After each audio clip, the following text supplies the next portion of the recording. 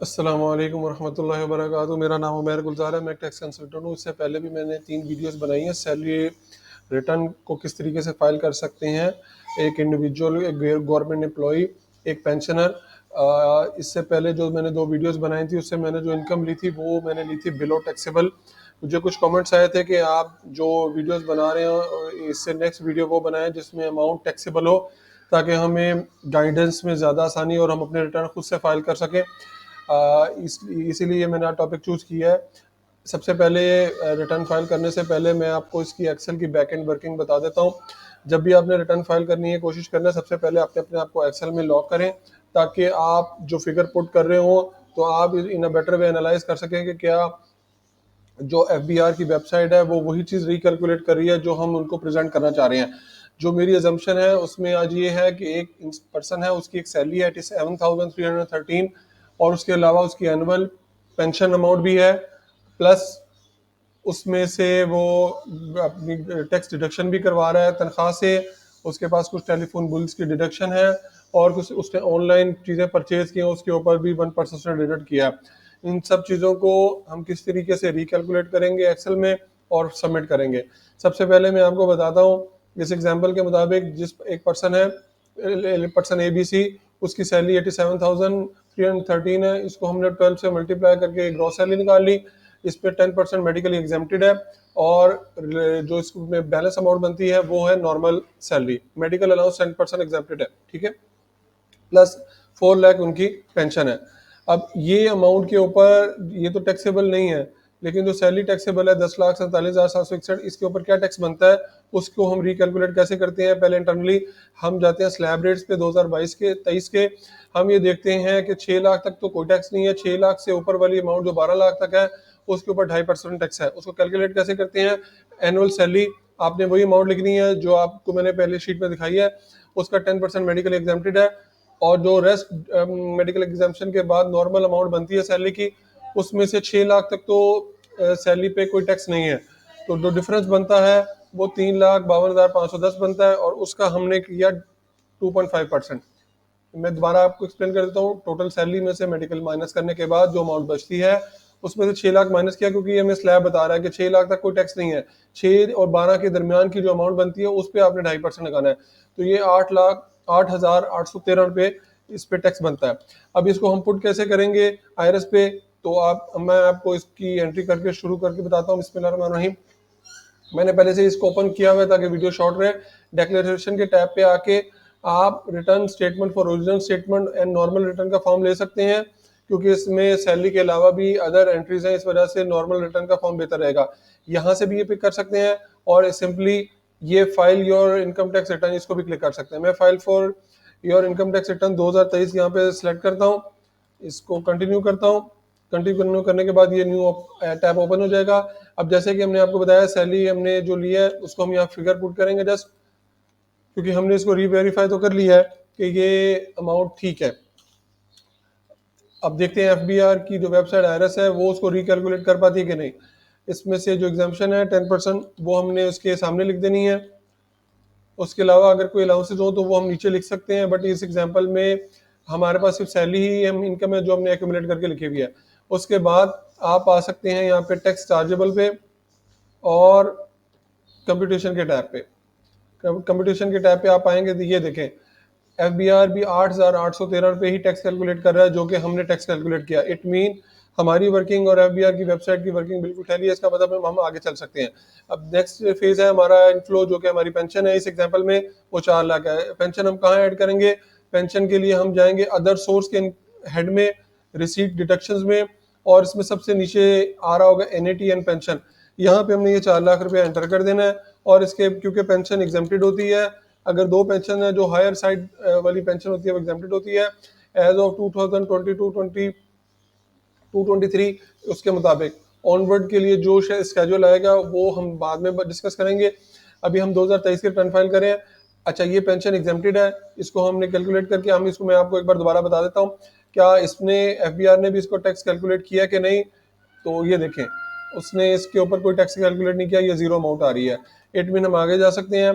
आप आगे आते हैं तो अब हमने क्या करना है, हमने सैलरी पे जो डिडक्शन हुई हुई है टैक्स की वो सिस्टम में एंटर करनी है। वो कैसे एंटर करेंगे, हम एडजस्टेबल के टैब में जाएंगे, एडजस्टेबल के टैब में जाएंगे।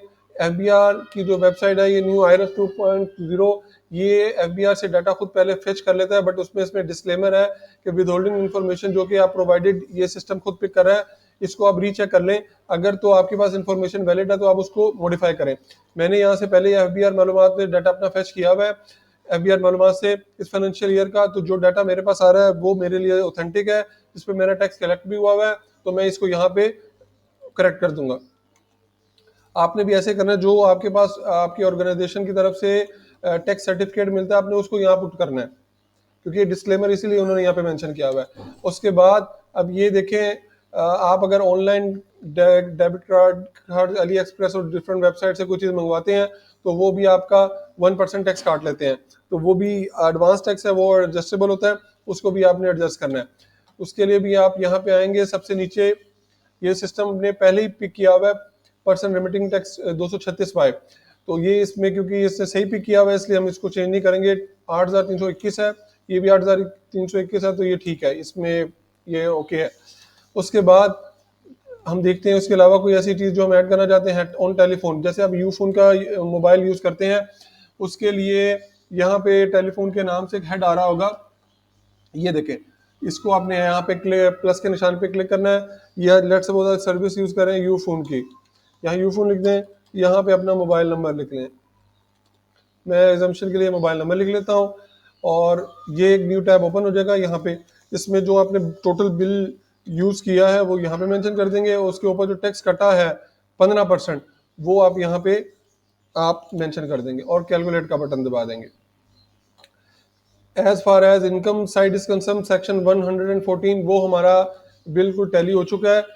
और अब हम ये देखेंगे कि हमारे ऊपर जो टैक्स लायबिलिटी थी वो 8,813 थी, और जो हमने टैक्स जमा करवाया है या डिडक्ट हुआ है हमारा सैलरी से, टेलीफोन बिल से, इंटरनेशनल ट्रांजैक्शन से, और तो वो जो अमाउंट बनी है वो हमने ज़्यादा डिडक्ट करवाया अपना टैक्स, तो 1,911 रुपये हमारा रिफंडेबल बना चाहिए। क्या एफबीआर ये इसको रिकैलकुलेट कर रहा है आईआरएस 2.0, इसको देखते हैं। कंप्यूटेशन के टैब में आएंगे, इसको नीचे स्क्रॉल करेंगे, ये देखें, ये भी वेबसाइट वही रिकैलकुलेट करे। यही बेनिफिट है जब आप एक्सेल पे वर्किंग करते हैं, तो आपको in a better way at ease होता है कि जो आप काम कर रहे हैं वही सिस्टम उसको ही पिक कर रहा है। अगर इसमें कोई इशू आता है तो आप उस टाइम वर्किंग को होल्ड कर सकते हैं ताकि गलत रिटर्न ना सबमिट हो। आपने अपने इनकम स्टेटमेंट फाइल कर ली है तो आप इसको 2 बार सेव कर लें ताकि डाटा सेव हो जाए। उसके बाद हम जाएंगे वेल्थ स्टेटमेंट में। वेल्थ स्टेटमेंट में जाने से पहले सबसे पहले आपने जाना है रिकंसिलेशन ऑफ नेट एसेट के ऊपर। सबसे पहले आपने जो नॉर्मल आपकी इनकम है उसको यहाँ पे ऐड कर लें।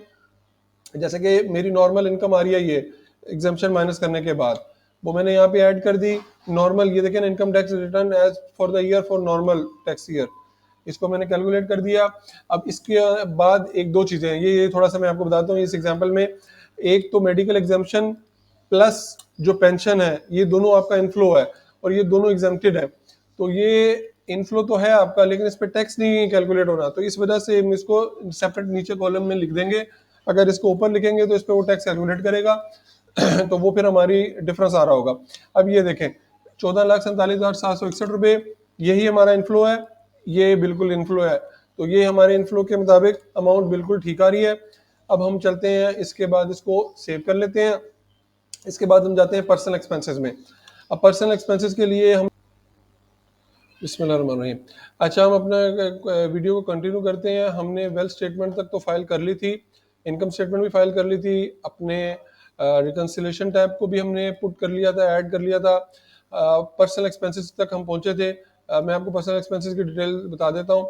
जैसे कि हमने एक्सेल की शीट में फाइनल किया कि जो हमारे टैक्सेस थे टोटल अमाउंट, वही हमने अमाउंट टोटल 10,724 वही हमने यहाँ पे ऐड कर ली, और यही हमने एक्सेल में भी यही अमाउंट हमने ऐड की हुई थी।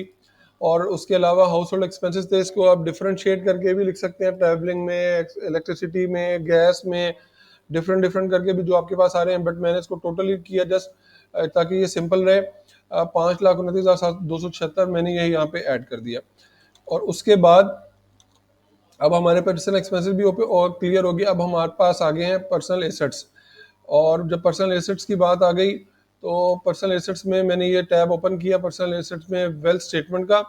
अब मैं आपको, ये सबसे टेक्निकल टैब है, सबसे ज़्यादा मसला इसी में आता है कि वेल्थ को किस तरीके से रिकंसाइल किया जाए। अच्छा, इसको रिकंसाइल करने के लिए सबसे पहले आपने लास्ट ईयर का जो क्लोजिंग बैलेंस है, रिटर्न जो फाइल की होगी, उसको पहले बाइफरिकेट करके यहाँ पे मेंशन कर लेना एक्सेल की शीट में। अगर आपको ये एक्सेल की शीट चाहिए होगी तो आप इस वीडियो में के नीचे कमेंट कीजिएगा, कमेंट स्क्रीनशॉट करके आप मेरे व्हाट्सएप नंबर जो है यहाँ पे दिया हुआ है, इस व्हाट्सएप नंबर पे आप व्हाट्सएप करेंगे स्क्रीनशॉट, तो मैं आपको ये जो एक्सेल की शीट है ये आपको शेयर कर दूंगा। It will help you a lot कि आप अपनी रिटर्न फाइल करने के लिए। अच्छा, वीडियो को कंटिन्यू करते हैं। आपने ये लास्ट ईयर की जो इनकम टैक्स रिटर्न है उसमें उसका डाटा आपने पुट किया। ये आपका इस साल के लिए ओपनिंग बैलेंस हो गया। उसमें से इनफ्लो से मुराद ये 14 लाख आपका इनफ्लो कहाँ से आया, ये वाली अमाउंट आपकी सैलरी प्लस आपकी पेंशन, ये आपका इनफ्लो था ना, उसको आपने कमाया साल में, और 5,40,000 आपका खर्च हुआ, 9,07,000 आपका वेल्थ में इंक्रीज है। ठीक है, ये देखिए मैंने यहाँ पे भी फार्मूले से पहले इसको अर्थमेटिकली वेरीफाई किया हुआ है कि जो इस बार क्लोजिंग बनेगी वो ये अमाउंट बनेगी।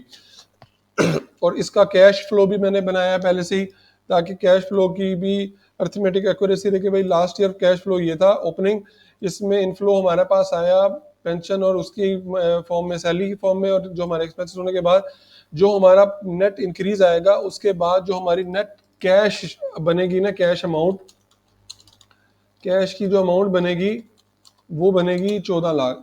अब cash might be in the form of bank भी हो सकता है, फिजिकल कैश भी हो सकता है, और उसमें आप कोई चीज़ भी खरीद सकते हैं।